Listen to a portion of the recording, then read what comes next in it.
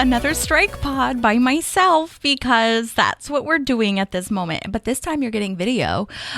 So, let's just see how that goes. And, everybody's busy. Everybody's doing their own thing. Lots of people are overwhelmed still. So I just wanted to do it myself because if I didn't, I would just wait for everything. So, and that has its own things. So I'm just going to talk about a few things today and we'll see if I feel like actually posting this. Okay.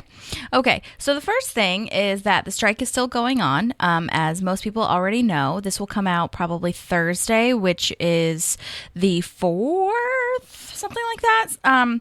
And the strike committee, the 4th, November 2nd is when this will come out. But the strike committee and the AMPTP have been talking for a long time, and they met over the weekend, or they worked over the weekend, and they're going to be meeting, I think, again. You'll hear Phoebe, by the way. I never close my door when I do it by myself, so I don't know. That might be a bad idea. All right. Anyway, so we'll see what happens with the strike. Maybe by the time that you hear this, it will be over. Who's to say? And we'll be able to release some Park Bell stuff. So, okay. All right. I'm just going to tell you about everything that's going on. Number 1, I cleaned my refrigerator. Do you know how exhaustive and exhausting cleaning a refrigerator is out? I was like a little bright-eyed lamb, and I was like, oh my God, it'll just be like really fast, and like don't even worry about it. I'll just like clean out these drawers and just get some of these like crazy little splotches out. I took those drawers out, and I don't understand what happened. Everything's brown. Also, by the way, what the fuck? I consider myself a very diverse eater and not just brown stuff, but somehow everything turns brown when it's at the bottom of your fridge. And I was finding all of these nasty ass things, and I was like, how have I lived in this? I have lived in this. I have put my food in this, and it's despicable and disgusting. And I was like spraying it with all of the cleaners, scrubbing, sweating. I felt like I was wrestling a wild boar. I mean, truly don't understand how that even happened. And the same goes for like anything. I thought cleaning the bathtub was bad, but are you kidding me? I mean, that I'm sweating and gross and grime, and then I'm like, this came from my body. Does everyone understand this? I live by myself, okay? I'm the only one that is responsible for this monstrous, terrible mess. Okay? So anyway, I just wanted to tell everyone that is working on their cleanliness that you are not alone. There's lots of nastiness going on. And yeah, that is a first world problem that I have the ability to clean. So I get it. I do get it. Okay? Clean like appliances is what I mean to say. And like have running water and all that stuff. Okay? Okay. Next thing that I want to talk about is, and I've said it before, and I'm going to say it again because I don't know why it keeps coming up. You got to stop telling people that it's going to happen when you least expect it. You got to stop it. It's just not true. And a lot of people who are saying this are married or have been in relationships for 100,000 years where they're not in the current dating scene. You don't know. You just can't do that. And I know that you're probably thinking when you say it, like you mean when you're confident, when you're living your own life, when you feel good about yourself, that's when things will start happening for you. But say that instead. Do not say that it's going to happen when I least expect it, because I have 2 qualms with that. Number 1, I have not been expecting it for the longest time. Okay. Gave up is the wrong word, but it's been my time to not look for a long time, okay? And nothing has happened, all right? I haven't expected anything in a long fucking time. So that theory's out the window.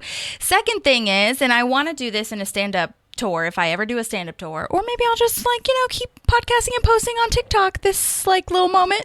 But this kind of joke that I've been thinking / workshopping is going to doing that, and I might have said it before, but telling somebody that you're gonna find love when you least expect it, or maybe not even love, but just like a relationship, dating, whatever, is like going to, and I'm gonna tell you the origin of this, but I first thought it was like going to the restaurant and then expecting food to appear. You didn't order it, you just It just happened. Maybe that would but see, like, then to take the joke further, or analogy further, I was going to say, you have to actually order what you want, say what you want.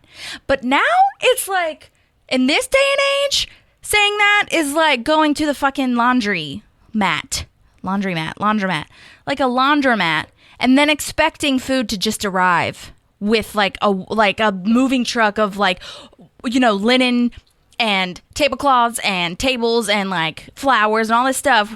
You're at the fucking laundromat. It's not going to happen. You got to go to the place where you know they are, ask for what you want, ask for your needs, ask for everything, demand it sometimes, okay? No. This whole, it happens when you least expect it, may work for some people. I'm not dissing that part, okay? You can write me, at me, all you want. But it just doesn't happen for the majority of people, okay? And when you say that, it just makes us feel kind of shitty. I honestly have now kind of just talked back to that and been like, actually, that's really cute that you think that, but that's not actually how that works. And if you want me to explain, like, I totally will. But that's not, no. Thank you. I love you. Bye. You know what I mean? So don't go to the laundromat and expect to get a meal. Okay. That's all I'm saying. Okay. You know. All right. And then the other thing is that I am reading I just finished Fourth Wing, which a lot of people have been going crazy over on Book Talk and like whatever. I am jaded because I've read a lot of fantasy books in the last couple years, and I truly... I think it's a great story. I love the relationships. I think it was a great ending. No spoilers here. But it's nothing I haven't read before. It's nothing that I have been like, was so shocked by. I could kind of see what was coming. Again, it's because I've read 8,000 books. I'm not saying that you should not read it. Okay, you should read it. I'm just telling you what I know and what I experienced. Okay.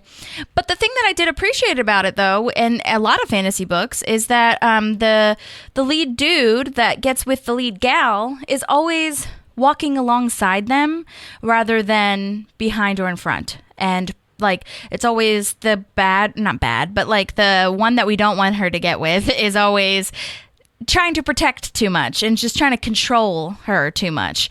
And they think it's like a really sweet thing of like, I just want you to be safe. I don't want to see you hurt, but I don't need a bodyguard or a protector. I need a co-pilot. I need you to get on this fucking dragon with me and burn the villains to death. What are you talking about? Okay? It's not going to do either of us any good if my strong, brilliant, talented, magical ass can wield some fire and you can wield ice. You think ice is only going to save everybody? No, you got to have both. You got to have a balance, okay? So I do love that part of the fantasy books, and that's just like kind of going off the romantical moments of like what was happening with the main characters. But again, that's not a spoiler, okay? That's every effing fantasy book ever.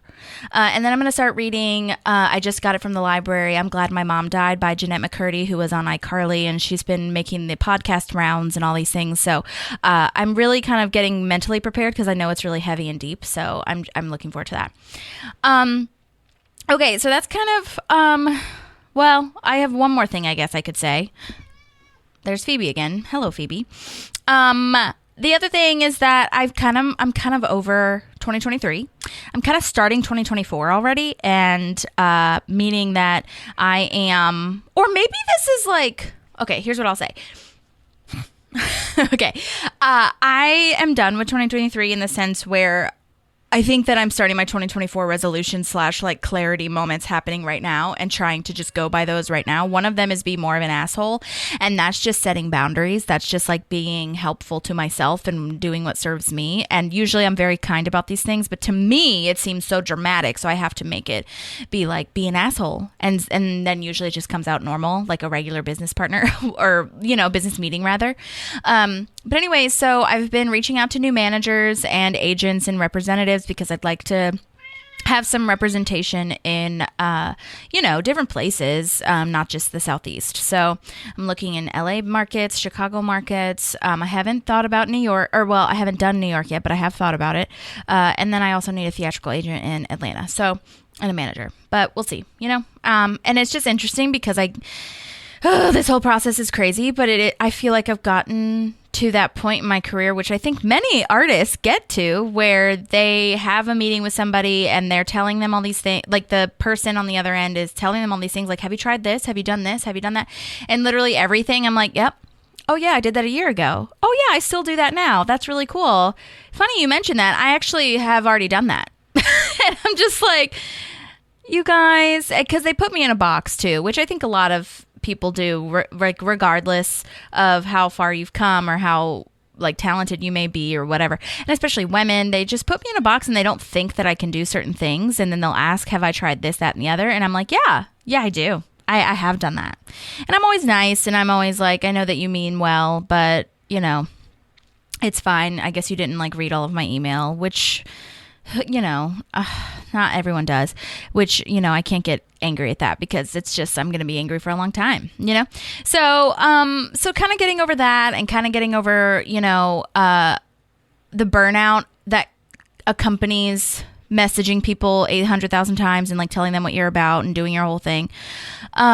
So I think that is something that I'm just getting used to, but I am excited about, getting used to. I've done this 100 times, like just easing back into it, easing back into the manager thing. Like the further I get into the weeds of the business and the meetings and all the things, the less / further away. So the further away I get from the art and why I like this and what I'm even doing. And so I think I just need to take a step back and like look at people that I love, like Jack Black, Amy Poehler, Tina Fey, the Broad City Girls. Like all those people weren't really expecting anything to happen. They were just doing it because they liked it with the hopes that maybe, but it just made them joyful and they got to work with their friends and they got to like really work on their craft and their art. And I don't know. I think that that's something that I have to constantly, and everybody does this, has to constantly keep reminding themselves of that and that's what makes this business so hard. You cannot focus. And this goes for life in general, honestly, but especially this like career path, I guess. You cannot focus on the end goal. You can have it in sight, you can have a finish line in sight, but like if you keep focusing on that, it doesn't create the best work. It doesn't create the joy. You keep thinking about, well, I wish I had that. And you think you need more. And the thing that holds me back a lot is money, because to create a lot of these cool things, I want to produce them and put them on right. But, there is TikTok to start off with. There is Instagram. There is podcasting. There are ways to make what you want to make. Without having to spend $800,000. And I haven't done music in a while or sang in a while. And I think that that's also really the thing when you're an artist and you have 800,000, plates in the air. You're like, what do I focus on?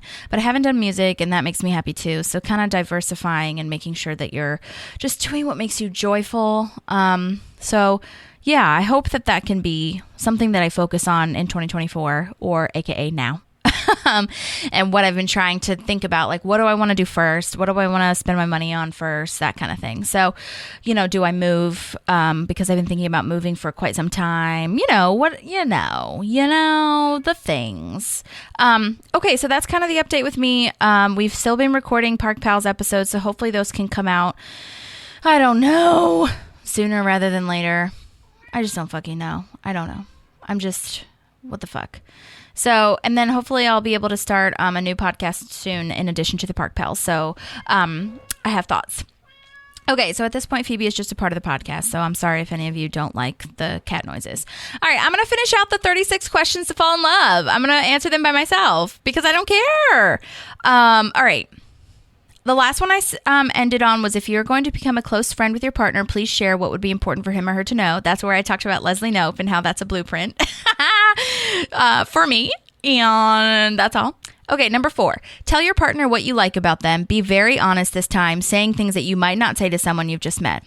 I'm going to pretend I'm on a date with myself at this point. Again, this is really depressing probably to some people to do this by myself. But honestly, it's kind of therapeutic and cathartic at the same time. So if I was on a date with myself, here are the things that I like about myself. Number 1, I am kind. I usually try very hard to make people feel welcome and included. I work really hard.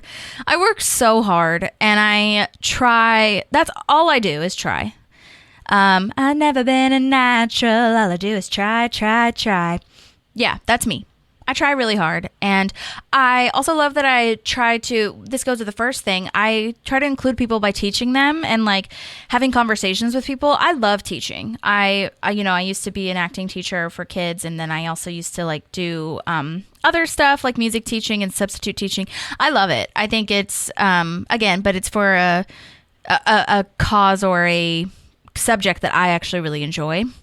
So I like that about myself. And I think that's it. I do like my voice. I like my singing voice, and I think that I'm talented. I do, and that's what's so hard and what you have to remind yourself of, because sometimes when you're going through this process of getting managers, agents, or just auditioning, or just in general, you have to remind yourself, or interviewing in general, anything.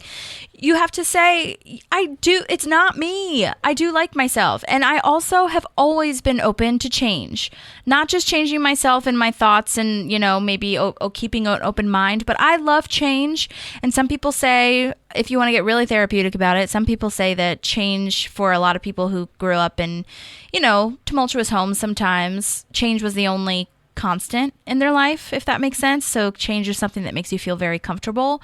Maybe I relate to that. I think some of it is change is something I can control.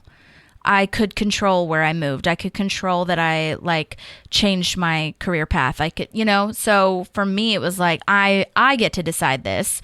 And if the change is not my choice, then it all hell breaks loose in my head. But I think that was where it started. And now it's more of just I just need something fresh. We all need something fresh. We need some a room to grow, space to breathe, that kind of thing. So, but I like that about myself. And my body, I'm working on liking my body, but it's just, it treats me well, and that's that. Okay. So that's what I like about myself. Okay. And also, what I kind of like about myself sometimes is my stubbornness. I didn't like that about myself for a long time, and now I'm just I'm open to change, but I do like that I like that I can sometimes make a decision and just be like, I'm doing this. I said I'm going to do it, so I'm fucking doing it. Because there's not many people, I'm sorry, I don't mean this to sound cocky. I have not found a lot of people, this is why I have two best friends who have been on this podcast, that keep their word and do what they say they're going to do. It means a lot. Okay. Share with your partner an embarrassing moment in your life. I feel like I already did this, but because we said what was a terrible memory, the embarrassing moment was one time, I'll just be brief because I've already said it, but one time in 5th grade, I had a rip in my pants, literally down the back of my pants, and I didn't know that it was there, and I had already had a little, these jeans were I don't know why the fuck I was still wearing these jeans. They had a little tiny hole next to the pocket, and I thought, my teacher told me, you have a rip in your jeans, the real big rip. And I was like, oh, I know. And I thought he was talking about that small little circle. It was a full-on rip, and I found it later when I went to the bathroom, and that was wild. That was really embarrassing. But I have embarrassing moments all the time, more so where I feel shame kind of sometimes my opinion, or because I asked a question that I thought was stupid. But that was the most embarrassing thing that comes to my mind immediately. Okay. When did you last cry in front of another person by yourself? Oh, I already said this in the last one. But briefly, I'll cry. I guess maybe, did I just skip some? Okay. I cried in front of another person, to my mom, I think, when I didn't get a role that I really wanted for a theater thing. And by myself, this is stupid to say again, but I haven't done it. Well, I don't know. I have actually. I have been crying in my dreams. I think that is saying something about how I might want to cry in real life. I just haven't yet. But I've been crying in my dreams. And I would say about a month ago, I woke up crying. And it was I'm sure some of you guys have done this before, where you wake up, you cried in your dream, and you want to cry in real life to get that out of your system. And I actually did cry when I woke up. And that never happened. So I was like, okay. And someone had said something that they I can't remember. It was I don't know, something hurt my feelings in the dream, but that's when I cried by myself, I think. And then when I read books, obviously. Okay. Tell your partner something that you like about them already. Well, I just did that. What? That's the same question. Okay. What you like about them already? Maybe it's because like when you just meet, you're like, oh, I already like this part of you. Okay, well, I like that I communicate with myself. Thank you. And then I like to go to therapy. Okay. Let's see. Number 8. What, if anything, is too serious to be joked about? Basically, if you insult any marginalized person, it's not funny. Or violence. Like, I think those are the top 2 things. I think that the marginalized people could maybe do it if they are in the group themselves and have worked through their shit. But not a lot of stuff is like off limits. You just have to do it right. Like, and you can't be mad if people don't laugh because you're insulting someone. You know what I'm saying? Mark Maron always talks about this, especially after COVID and after like our, cultural awakening, some people awakening. He was like saying that people think you can't say anything anymore because people aren't laughing and they're so sensitive. And Mark's like, if it's not funny, it's not funny. Like, you insulted someone. Why would they fucking laugh? That's stupid. You're dumb. So yeah, I'm a generous laugher. I'll pretty much laugh at anything unless you're insulting a marginalized group or just insulting in general. Punching down is a thing. Like, if you do that, then no. So yeah, and then violence, like, yeah. Okay. Number 9, if you were to die this evening, with no opportunity to communicate with anyone, what would you most regret not having told someone? What haven't you told them yet? That makes me want to cry. No opportunity to communicate with anyone. What would you most regret not? I have said everything I've needed to say. That's not even a joke. I think I've said everything, which is really a gift and a privilege because I came to this conclusion a long time ago. Like, people would judge me for saying how I felt. And now I'm just like, what a life to not live if you aren't honest with people.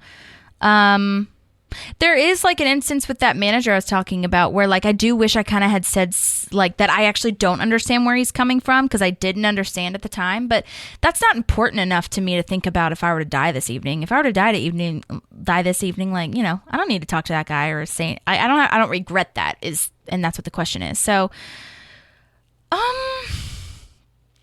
why haven't you told them yet? I can't think of anything. I really can't. If someone can think of something, I don't know. I'm honest on dates. I don't know. And I tell my mom I love her every fucking day. I tell my dad and I have had talks. I think I'm in a pretty decent place with that. Yeah, okay.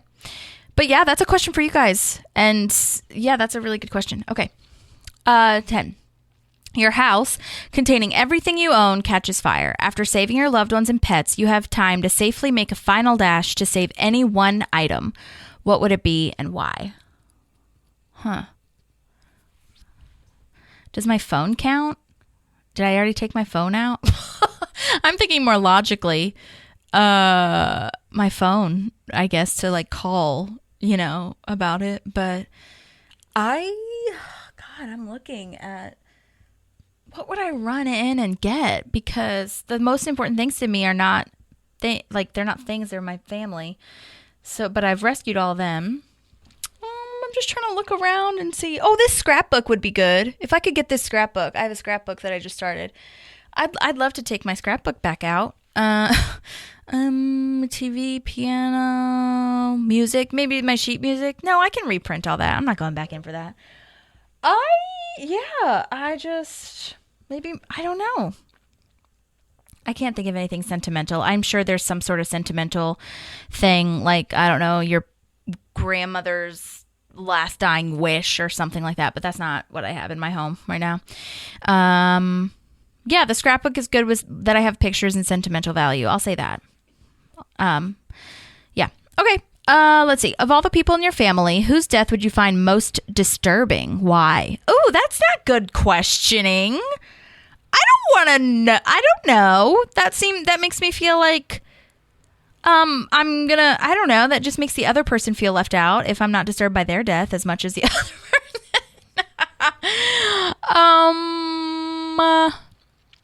Of all the people in your family, I mean, this is what's tricky. Okay.